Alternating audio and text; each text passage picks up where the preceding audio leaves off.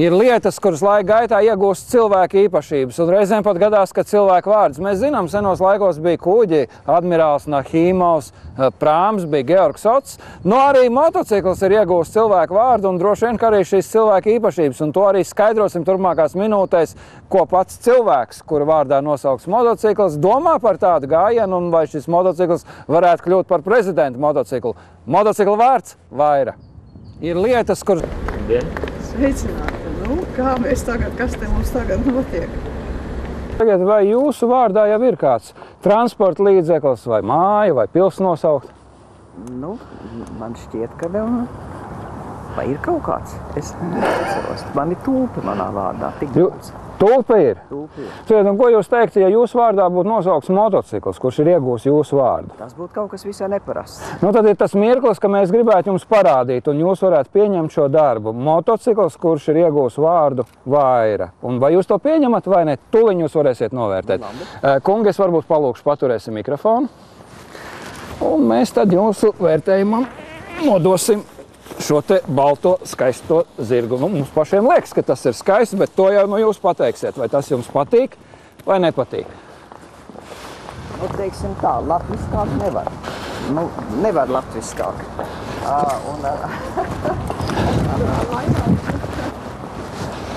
Ar vairāk rakstiem un latviskāk vispār nevar. Nav iespēja.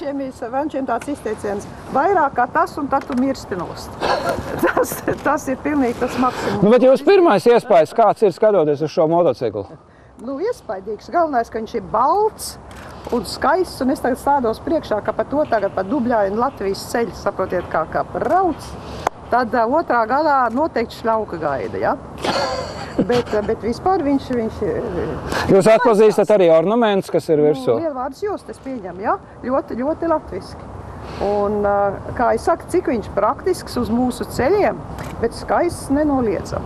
Tāds solo sēdeklis, tā kā vienam, bet varat piesēst, pamēģiniet. Jūs esat vispār braukusi arī ar motociklu? Kā ir bijis ar motocikliem saskarsmi? Ir bijusi? Es esmu vizinājusies. Vizinājāmies. Tā, un kā tad viņam? Tāds te? Jā, tā varam. Varen. Šitāds te. Un ātrums ir 180, paldies. Tas ir iezīmēts iekšā, bet var sataisīt. Ir atsevišķi meistari, teiksim, Uģis ir viens no šī projekta autoriem. Uģi nāc klāt un varbūt dažos... Jūs uz 200 arī varat uzdīt ko? Šo ne, bet ir, jā. Ir kas brauc. Vēl vairāk, jā? Varen. Jūs domājat, Latvijā tāds motocikls, tas ir labi vai tas ir slikti, ka iegūst prezidenta vārdu? Tas jau uzliek arī pienākums. Es nezinu, es nevaru justies atbildīgi par to, kā viņš brauks, bet ja es skatos, ja tāds firmas vārds, tā jau tur ir, tas ir tas svarīgākās, tā firma atbild par savu vārdu. Jā. Es domāju, tā Vaira ir tā kā dekorācijai, viņai par to visu mehāniku un tā atbildību nevar uzlikt. Jā, tas ir faktiski tā Vaira radās. Par to dekoru, jā. Varbūt... Tas, kas ir atbildīgs, kas tad tev var? Kur stāv atbildīgais personāžs, jā. Tad jūs nesiet atbildību par to.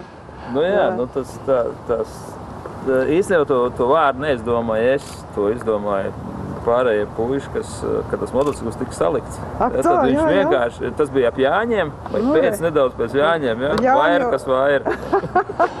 Jāņa nakts krāsā, jā, tāds. Tā ir limuzīns, tas ir motocikls Jāņa nakts krāsā. Ir šāds jauns motocikls. Ko jūs domājat vispār par motociklistiem, kur ir tāda nemierīga tauta un daudz uz viņiem apvainojas traucētāju mieri?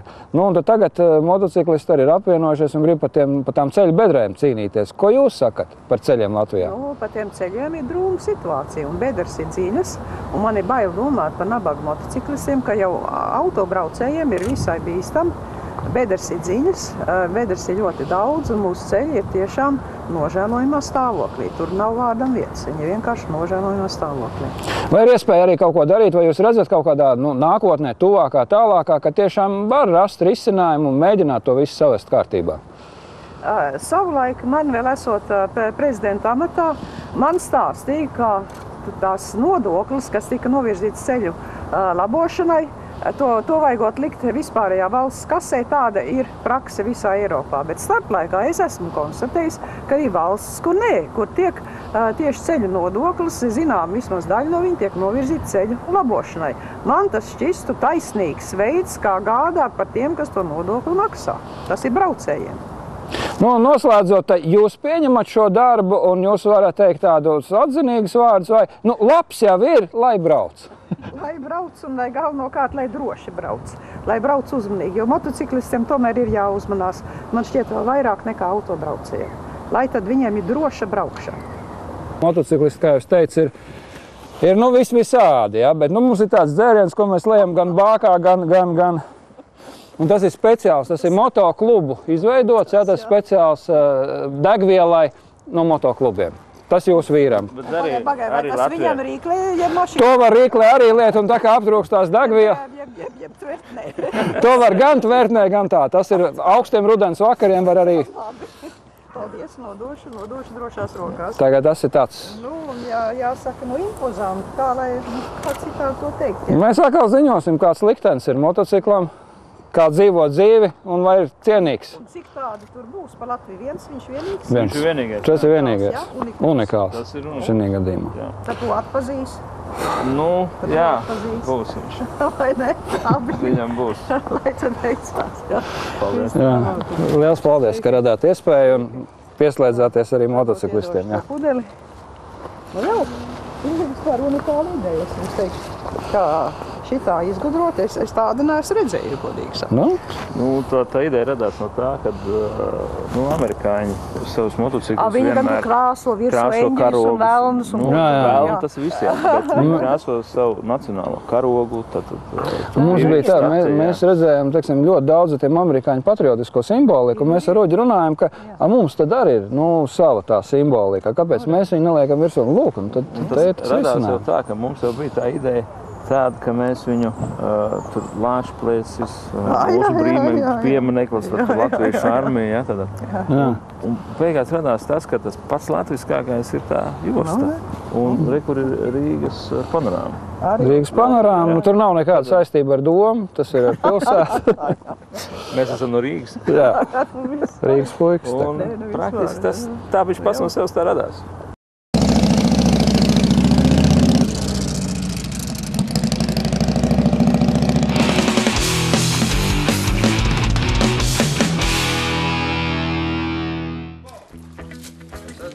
Raidījumā motociklisti par motociklu vēsturi. Ja mēs nezināsim vēsturi, kur tad mēs nākotnē liksimies? Tieši tāpēc šodien par kādu motociklu, ko mēs nosaucām par koka motociklu. Es saprotu, tas ir koka išs. Kāpēc viņš ir koka? Jā, tas ir, varētu teikt, iž motociklu ciltstēvs. No šī motocikla ir radušies visi padomi iž motociklu grupa. Un patiesībā tas ir pēc Otrā pasaules kara no Vācijas pārvestas tehnoloģijas, kuras vāciešiem saucās DKV un eksistē tieši tāds pats motocikls DKV un runā, kad pirmos arī padomi motociklus komplektē ar vācu detaļām un bija šī DKV zīme. Šim diemžēl tas nav vērojams, un otrs ir tas, kad viņš ir tā saucamais koka išs, kā jūs varbūt ievērosiet, tad viņam nav amortizātori, tātad aizmugurē vispār nav, un priekšpusē paralelogram dakša, kur visa amortizācija notiek uz atsperes un diagonāļu sviru principa. Droši vien es ceru, ka toties būs atsperot sēdekļi un pa mūsu brīnišķīgiem ceļiem tomēr varēs kādu līkumu izlaist. Tad, ja tajos gados uz amortizators netaisīt, tad tajos gados ceļi bija labāk nekā šodien pie mums Latvijā, ja?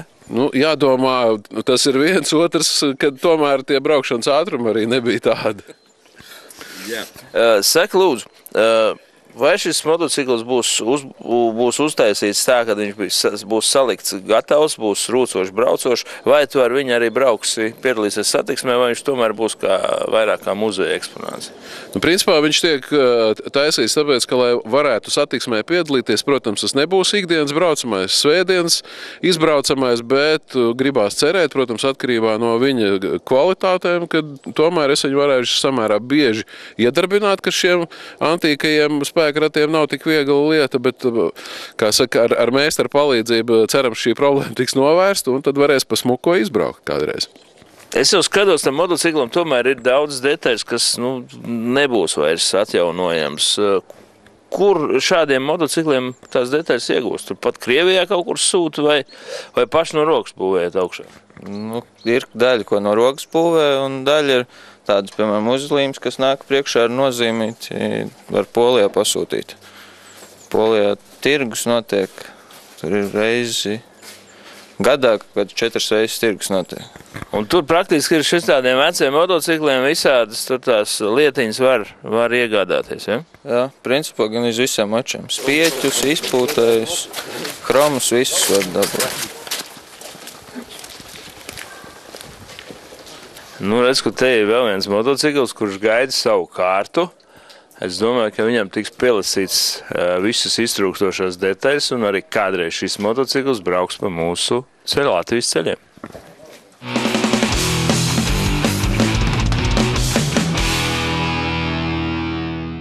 Kas šis ir par motociklu? Motocikls ir vācu, NSU, 1939. gada, ražojums 250 kubikcentimetri, 4 akters augšvērstu. Prēdīs motors, kad tu to motociklu kaut kad iegūti, tad tas motors jau bija vesels, vai bija kaut cik komplektācija, vai viņš tomēr viss jau bija izkomplektēts? Komplekts motoram bija diezgan labs, ātrumkārbs tur bija bišķiņ problēmas, bet principā motoram bija visas detaļas. Vajadzēja uzlabot šo to un atrestaurēt. Bija grūta detaļām, kad daudz kas nebija trūka. Nācās taisīt šo to un pasūtīt, un smagi gāja. Cik tad ilgi tādi šāds motocikls tev tapa? Šis te ilglaicīgi tapa 5 gadu laikā kaut kur. Pa 5 gadiem tad tu esi atradis visādi šīs detaļas, salicis kopā un patreiz viņš ir ejošs. Ar viņu arī var, teiksim, pabraukt kaut kur tālāk, viņš nav tāds, tikai, kad viņam jāstāv šeit ir un tālāk ne. Viņš var izbraukt uz ielas un kādu gabalu pabraukt, ja? Protams, ilgāk pat var braukt. Es šovasar nobraucu no Rīgas līdz Sinavili un atpakaļ bija motociklu saldējums Antīko. Visu ceļu nobraucu turp atpakaļ. Un nekas? Nekas, pat lietas netraucēja.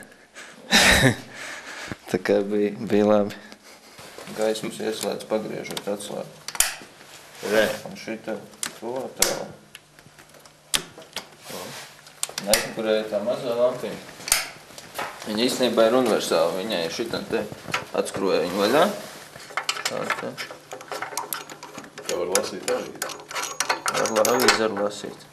Ja motociklam kaut kas pa tumšā laikā kaut kas saplīs, var spīdināt tā. Skatīt. O, tā ir stēle. Tā ir stēle, jā. Tas ir gan, un to cilvēku 39. gadā mācīja izdomāt. Saproties, mēs nekad to nebūtu iedomājušies, kā tas var būt, ja? Bet redz, te ir... Ar vienu. Jā, es tā noskatās, tas vats šitādi līdzi. Jā, ar vienu pašu lampiņu mēs varam 2 lietas darīt. Jā, tiešām, ja man kaut kur... Ceļa kaut kas notiek. Tumšā laikā kaut kas notiek un notiek šeit, es jau neko neredzu. Jā, tad noņem šo lampiņu, paskatās. Nu, pieregulē kaut ko. Tieši tā. Mazums vecs vajag nomainīt.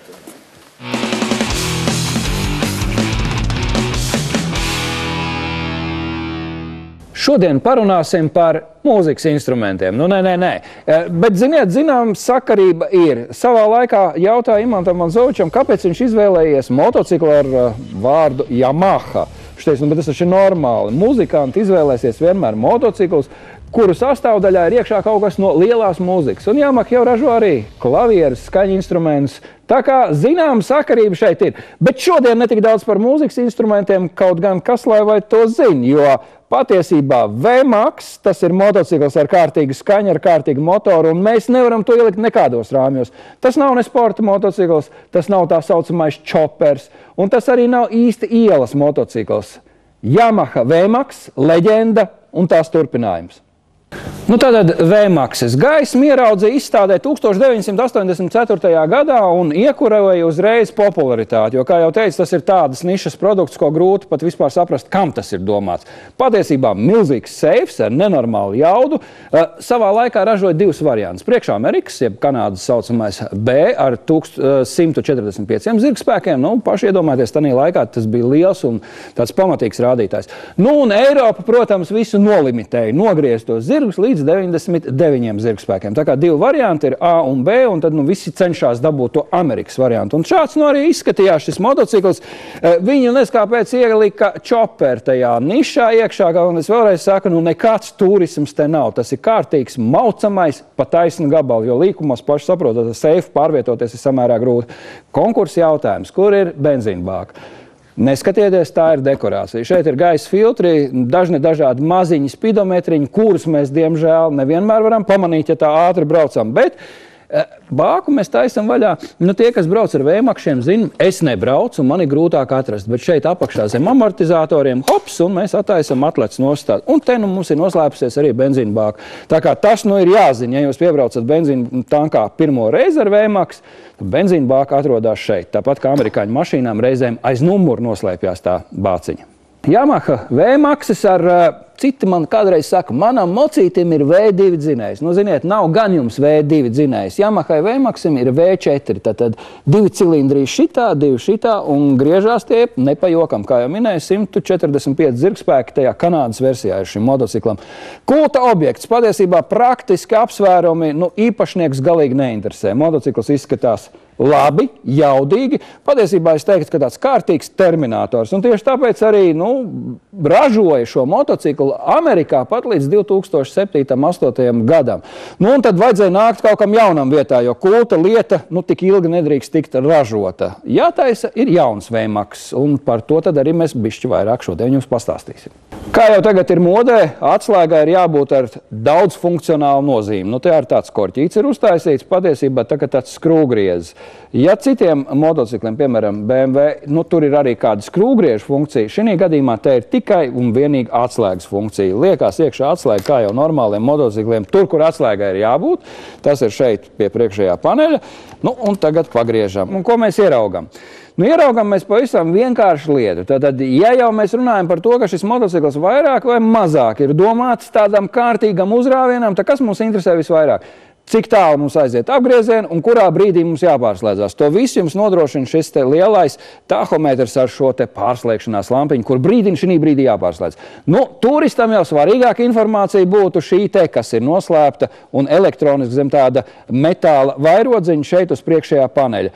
Godīgi jāsaka, izskatās pietiekoši labi, pārāk smalki priekš šāda motocikla, un es pat pieļauju, ka tā kā es braucu, un tagad policija neklausās, pāri pa 150 km/h, diez vai es tā sakoncentrēšos uz benzīna bāku un skatīšos, ko tad man īsti rāda šie te cipariņi. Tātad patiesībā vienīgais funkcionālais spidometrs, jeb tahometrs, tā ir šī te ripa, un te jāskatās, lai es neiebrauktu tajos 10 000, un man tas motoriņš nenoklapētu.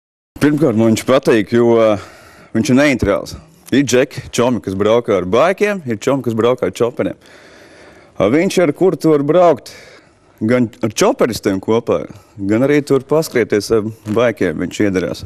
Manuprāt, viņš tieši ir vēl stabilāks, dēļ tā, ka viņam tas svars ir, jo pa taisno gabala viņš ir tāds, labāks stāvs ceļa, manuprāt. Kā ir līkumos ar šitiem mečiem? Baigi guldīt jau droši vien nesanāk, Bet te es sēžu un esmu vesels vienā gabalā. Pilnīgs sajūtas droši vien pateikšu, kad jau izbrauksim līkumiņu.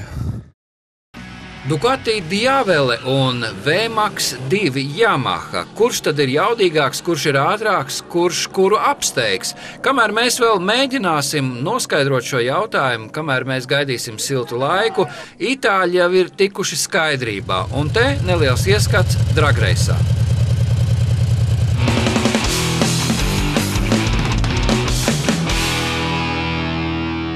Nedaudz par to, kā tad pagājušais gads pagāja. Jā, vispirms sāksim tad ar pagājušo gadu. Necerēt daudz sacensībās, izdevās piedalīties visu sezonas garumā 30 mači. Sākot jau pa ziemu piedalījos pirmo reizi savā karjerā tādās skioringa mačos, kur arī pietiekoši labi gāja. Un tad jau sākumā sākās arī pavasarī. Slēpoties varēja noturēties? Varēja, kaut gan viņš teica, ka viņš vēl tik ātri nebija uz slēpēm braucis, tad teikt, vilcies līdēt motocikli. Tā kā vienā otrā posmā pietiekoši liela ātruma attīstījām. Bet tas atkal tā ziemas braukšana priekš vasaras tāds treniņš, jā? Jā, tā iekustēties, jo tā ziema tik gara bija. Pagājušā paši ziniet, kad tas adrenalīns jau sāk prasīties, jau. Tad arī tāpēc. Un tad jau pavasarī enduro krosā piedalījos, kur izdevās sīvā cīņā uzvarēt, un tad jau pirmie tie pārbaudas mači, un superkausa sacensībām citīgi gatavojamies, kas man ir pa starpu daudz, tas superkausa sacensību organizēšana. Un viens no galvenajiem mačiem, protams, bija vasarā Ķegumā piedalīties pasaules čempionātā MX1, kur priekš sevis ļoti labs rezultātus uzrādīja, un tad bija par to prieks arī. Uz MX3 pasaules čempionāts bija Somijā, un Lietuvā piedalījos Lietuvas čempionātā 4 posmos, kur kopvērtējumā izdevās izcīnīt pirmo reizi karjerā Lietuvas čempionu titulu. Tad tu esi tagad lietuvietis, jā? Jā, lietuvietis ne, bet vienkārši pārstāvēja viņa klubu. Tu neesi Lauris, bet Laurīnas. Jā. Būs jūnijā pasaules čempions MX3, un tad arī vasarā, man liekas, arī jūnijas ir, te Igaunijā ir Open klasē Eiropas čempionāts. Un tas varētu būt laba gonka, un tur piedalīšos. It kā arī ir pasaules čempions MX1 Krievijā, bet tas baigi tālu. Ir aiz Maskavas 300 km vēl, un tā tur bišķi. Tur ir tikšana ir tā. Jā, bet un tad neko, tad superkaus un Baltijas izaicinājuma kaus te ir sākumā. Un kas vēl, nācijas aizbraukšu šīm pastīties tikai, tad tā arī Venbunker balva ir pavasar, un kāds vēl Latvijas čempionāti. Bet, teiksim, tev jau ir tas klubiņš, mēs jau toreiz uzfilmējuši, jā? Kā tad viņš tagad ir? Te puikas aug uz augšu? Jā, kaut godam tagad tāpat no tā decembra, ko teicu, tās trenažieru zāles un visas tās skriešanas zāles, tās ejam visi kopā un sportojam, ņemamies, cik es noskrienu un daru, to arī viņi.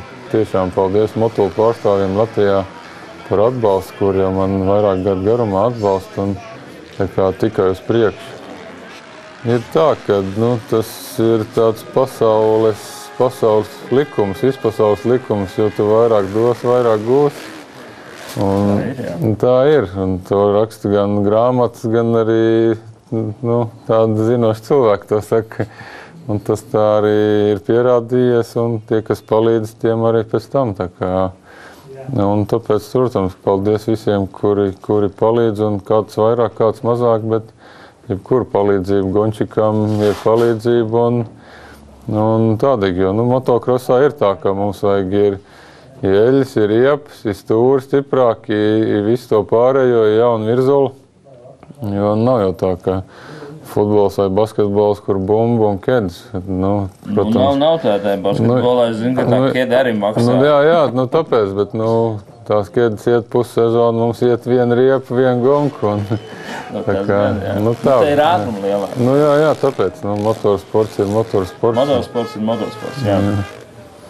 Te mums ir 2 zābaki. Viens ir tāds, kas izskats tāds klasisks motokrosa zābaks, jā, un šitas ir arī, bet jau tāds nedaudz pēc kosmosa. Kosmoskais, jā. Ar ko viņi atšķirās? Un vai šis ir tikai tāds, lai smuki izskatās un varētu braukt svētdienā? Kurš tad ir labāks, ja viņi abi vienādi ir? Ko tu izmanto? Vienādi ir ar to nosaukumu, ka viņš ir motozābaks. Ar to ir vienādi. Un melna krāsa abiem. Bet tad tas aprīkojums motociklam ir svarīgs, riepas un aizsargi viss, tāpat arī motobraucējiem. Jābūt ir ērtai, tā teikt, braucēju formai, un tā teikt, zābaki un ķiveri un vispārējais. Šie ir viena no pasaulē labākajiem zābakiem, šie sidī. Un šeit arī skoti, tie bija ražošanā jau 3 gadus atpakaļ. Un diezgan tāds kosmisks tas skats ir. Bet tas skats ir vairāk tāds, lai tiešām krietni atšķirtos no citiem. Un pārāk daudz gončiku varbūt viņi nav pielietojuši, bet tas izskats tiešām ir iespaidīgs, bet pats lietoja jau šādu veidu sidī zābakus jau 3 gadu garumā un tiešām vislabākās atsauksmes jau kalpo labi un ļoti ērti ir. Un, jā, šeit skotu zābaka arī vairāk gončika ar tādiem brauc, kādu no kuram katram ir tā izvēle, ar ko braukt. Citam izskats, citam ērtums, citam vēl kāds pielietojums vai tās vajadzības kādas vajag.